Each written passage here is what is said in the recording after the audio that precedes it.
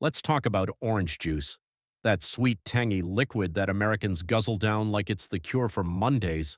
It's the MVP of breakfast beverages, the Beyonce of the fridge door, the only reason some of us survive brunch with our in-laws. But here's the kicker. OJ is getting stupidly expensive. In 2020, a bottle cost you about $2.30. Today, it's pushing $4.50. At this rate, your morning juice will soon require a cosigner and a 30-year mortgage. And no, it's not just greedy corporations. Okay, maybe a little, but mostly it's climate change, dying orange trees, hurricanes, and Brazil. We'll explain.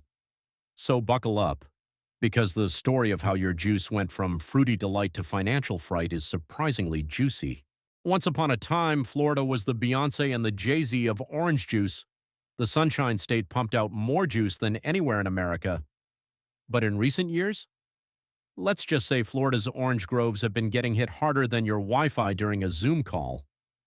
Between hurricanes, a nasty disease called citrus greening, and a climate that's gone from tropical paradise to microwave simulator, Florida's juice output has dropped by 75% since 2005.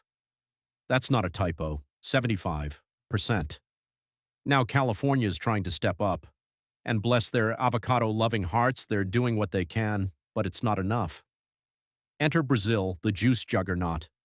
They grow so many oranges, their trees probably dream in pulp. But guess what? Even Brazil's struggling now. Droughts, high costs, and some serious export drama. Which means a lot of the 100% orange juice you drink today is actually an international remix. Part Florida, part Brazil, part whatever we can find this week. So yeah, your OJ is basically the DJ Khaled of beverages, another one from somewhere else. All right, let's meet the real MVPs of this juice saga. Valencia and Hamlin, the Batman and Robin of the orange world.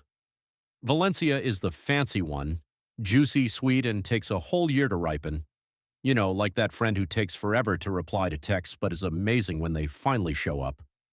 Then there's Hamlin, faster, milder, and ready to go in 7 to 8 months.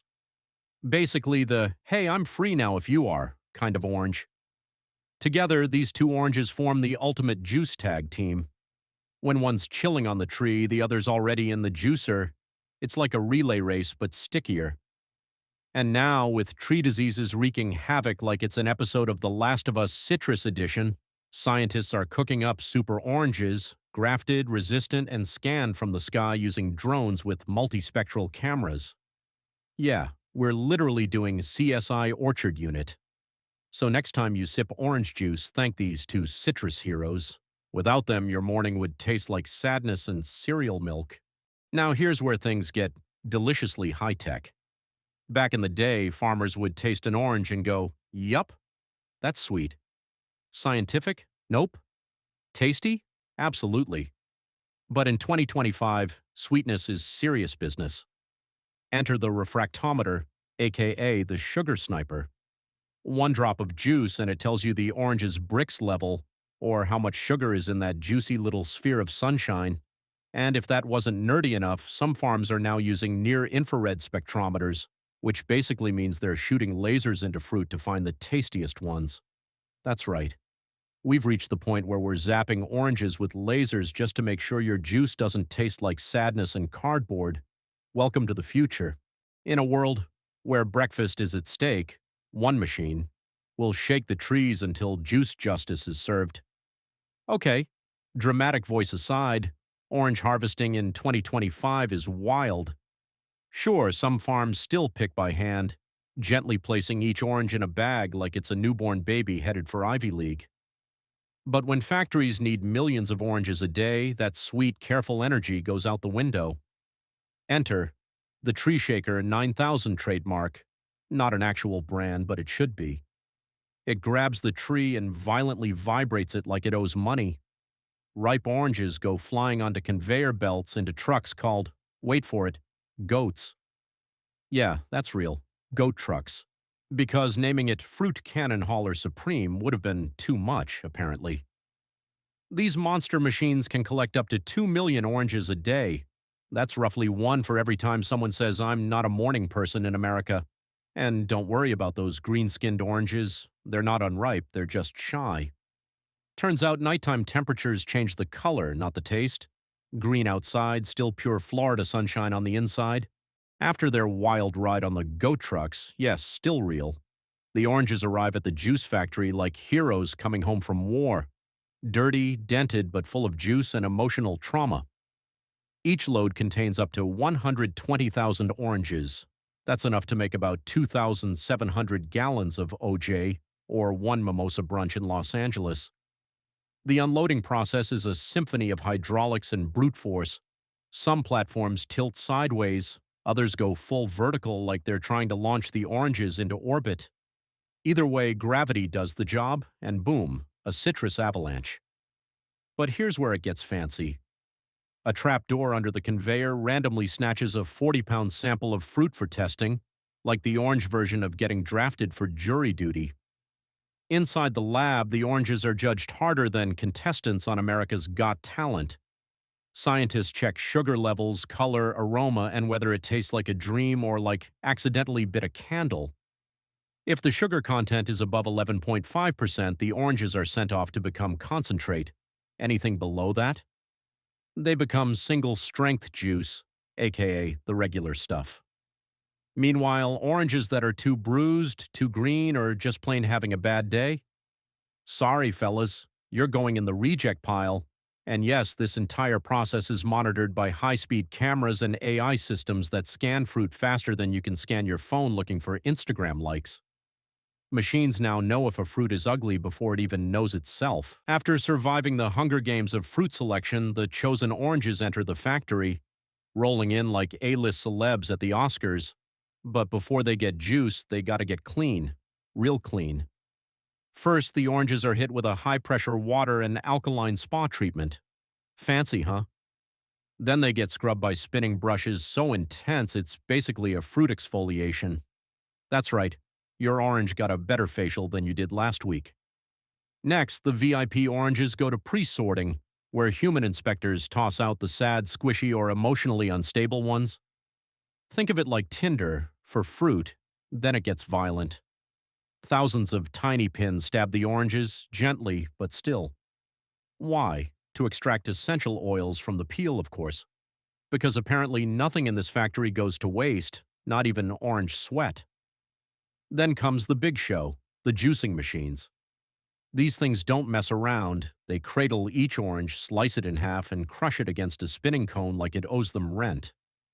800 oranges per minute. It's like a UFC match, but stickier. And don't forget the pulp. Some people love it, some hate it, and some passionately argue about it on Reddit at 2 a.m. The factory saves all that pulp in metal barrels, ready to be added back later, or not. Welcome to the first official pulp policy debate.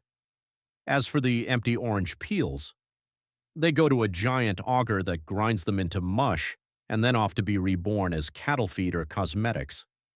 Yes, that facial cream you bought for $39.99? There's a decent chance it used to be someone's breakfast. At this point, the juice faces its greatest moment, the sorting. No, not into Gryffindor or Slytherin, this isn't Hogwarts. It's something even more intense. Concentrate versus single strength. If you're sweet enough, over 11.5% sugar, you shall be concentrate. Congratulations, you just got frozen into a sticky orange ice cube and sent off to the grocery store freezer aisle. See you in smoothie recipes and mom's emergency brunch stash. But if your sugar levels are lower. Welcome to Team Single Strength, the humble, the honest, the I don't need to be concentrated to feel special crew. These juices head to flash pasteurization, a wild ride where they're blasted to 185 degrees Fahrenheit, then instantly cooled to 35 degrees Fahrenheit, like someone dunking them in lava and then tossing them into a snowstorm. All this to make sure your juice doesn't carry a side of germs. Once pasteurized, the juice is pumped into 1 million gallon refrigerated tanks. That's right, 1 million gallons. Enough to fill 1,500 hot tubs, or one very large orange-flavored swimming pool. No judgment. Fun fact, this whole flash pasteurization method was invented back in the 1950s by Tropicana's founder, proving once again that scientists in white coats will always find new ways to make your breakfast weirder, safer, and colder. We've reached the final act of our juicy odyssey, the great reblending. Remember all that pulp we stored earlier like emotional baggage? Well, now it's time to dump it right back in, strategically, of course. Some pulp, lots of pulp, or no pulp. That depends on your personality and probably your zodiac sign. Then it's off to the bottling spa. First, plastic bottle preforms get gently heated like they're getting ready for yoga class. A blow molding machine then puffs them up like balloons into actual bottles. Boom, glow up complete. Next stop, high-speed filling. Juice flows in at 176 degrees Fahrenheit, which is hot enough to make your tongue nervous. But don't worry, this is precision work. Each bottle is weighed on the fly so no one's overfed or shorted. Then comes the CSI level scanning. High-speed cameras and UV lights check every bottle for defects, loose caps, and hidden crime scenes, probably. The bottles are flipped on their side to self-sterilize their necks because cleanliness is next to juiciness. Then they hit the cooling zone, chilled to the perfect not-burning-your-mouth temperature. Next, labeling, where each bottle gets its fashion moment, logo, nutrition facts, and that 100% pure flex.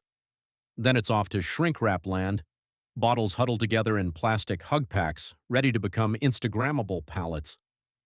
Finally, the juice is loaded into refrigerated trucks, cruising across the country like vitamin C superheroes, from orchard to bottle to your fridge, all so you can chug half a glass before realizing you're late for work.